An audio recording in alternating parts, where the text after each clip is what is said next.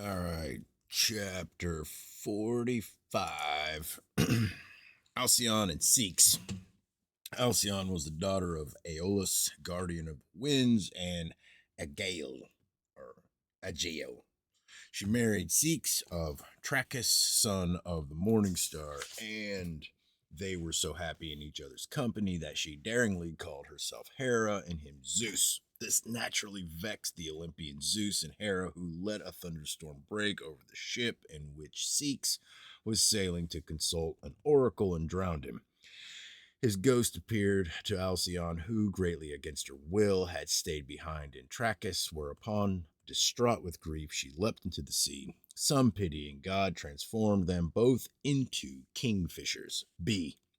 Now, every winter, the hen kingfisher carries her dead mate with great wailing to his burial, and then, building a closely compacted nest from the thorns of a sea needle, launches it on the sea, lays her eggs in it, and hatches out her chicks. She does all this in the halcyon days, the seven which precede the winter solstice, and the seven which succeed it, while Aeolus forbids his winds to sweep across the waters. C. But some say that Seeks was turned into a sea moo. Footers.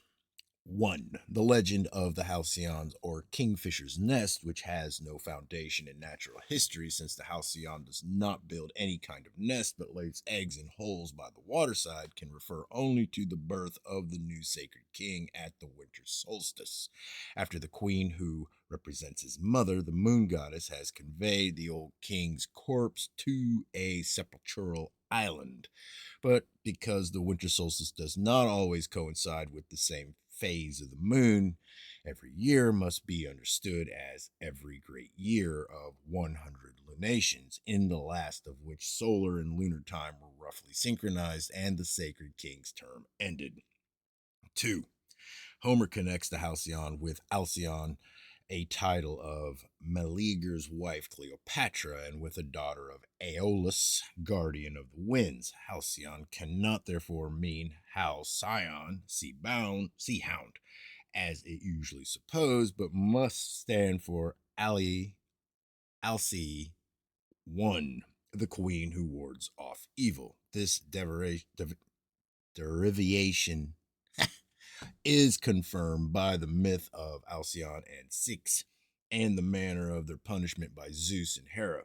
The sea moo, part of the legend, need not be pressed, although this bird, which has a plaintive cry, was sacred to the sea goddess Aphrodite or Leucothea. Like the Halcyon of Cyprus, it seems that late in the second millennium BC, the seafaring Aeolians, who had agreed to worship the pre Hellenic moon goddess as their divine ancestress and protectress, became tributary to the Zeus worshipping Achaeans and were forced to accept the Olympian religion. Zeus, which according to Johann Tzetzes had hitherto been a title borne by petty kings, was henceforth reserved for the Father of Heaven alone. But in Crete, the ancient mystical tradition that Zeus was born and died annually lingered on into Christian times, and tombs of Zeus were shown at Knossos, on Mount Ida, and on Mount Dicte, each a different cult center. Callimachus was scandalized, and in his hymn to Zeus wrote, "The Cretans are always liars. They have been. They have even built thy tomb, O Lord, but thou art not dead, for thou livest forever." This is quoted in Titus 1:12. Let's see. 3. Pliny, who describes the Halcyons' alleged nest in detail, apparently the zoophyte called Halcyonemum by Linnaeus, reports that the halcyon is rarely seen, and then only at the two solstices and at the setting of the Pleiades. This proves her to have originally been a manifestation of the moon goddess, who was alternately the goddess of life and death at the winter solstice and of death and life at the summer solstice, and who every great year, early in November, when the Pleiades set, sent the sacred king his death summons. 4. Still another, Alcyone, daughter of Pleione, sailing queen by Atlas, was the leader of the seven Pleiades. The Pleiades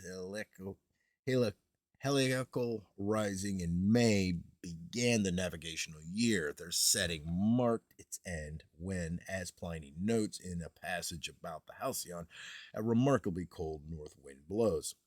The circumstances of Seek's death show that the Aeolians, who were famous sailors, worshipped the goddess as Alcyone because she protected them from rocks and rough water. Zeus wrecked Seek's ship in defiance of her powers by hurling a thunderbolt at it. Yet the Halcyon was still credited with the magical power of allaying storms, and its body, when dried, was used as a talisman against Zeus's lightning, presumably on the ground that where once it strikes, it will not strike again. The Mediterranean is inclined to be calm about the time of the winter solstice.